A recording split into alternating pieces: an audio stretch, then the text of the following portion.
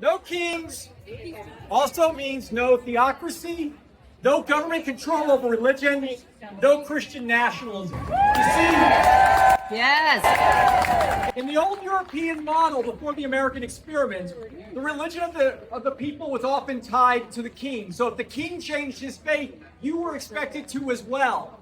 Or if a new king came or took over your land, you were expected to change. This, of course, started in bloody wars, persecution. Many people had to flee as religious refugees.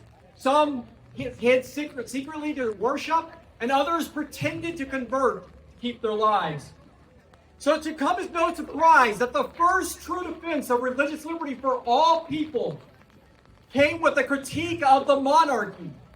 In 1612, one of the leaders of the First Baptist Church in the world, Thomas Helwys, published the first book calling for true religious freedom for all people, not just for his own persecuted Baptists, but for everyone, including Jews, Muslims, and atheists. that's right. He sent a copy of that book to the King of England, who didn't like it, so the king put Helwys in prison, where he died. Here's what Helwys wrote in the front of that book that he sent to the king.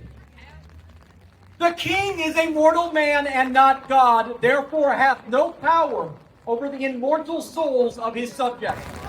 That's right. To make laws and ordinances for them, and to make spiritual lords over them. Now the king that he sent that to, the king that's sitting in prison where he died, was named King James. Perhaps you've heard of him. Perhaps you have a Bible with his name on it. You see, the same year that he authorized a copy of the Bible, Helwys was demanding true religious freedom for all people, and the king said no.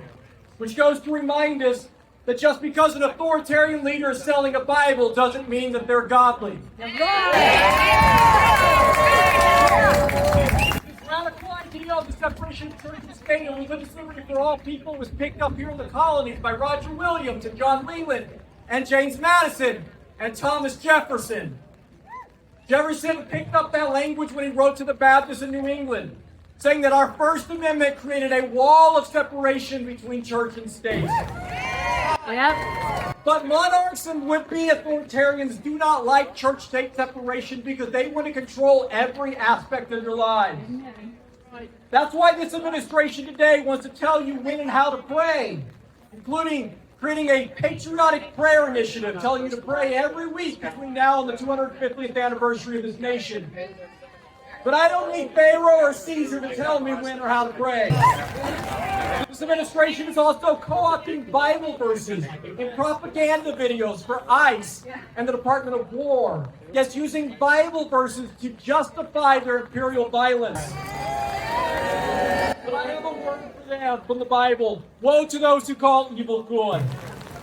This administration is also attacking people with different religious beliefs, like an Episcopal priest for telling the president to have mercy on LGBTQ children, on Lutherans for ministering to refugees, and even shooting a Presbyterian pastor in the head with a pepper ball for peaceful protest while he was praying against ICE. And this push for Christian nationalism happens in this building as well. But we must say no to Christian nationalism, to such attempts to tear down the wall of separation between church and state. The separation of church and state is good for both, and what gives us true religious freedom for all. That's why no kings also means no theocracy, no government control over religion, and no Christian nationalism.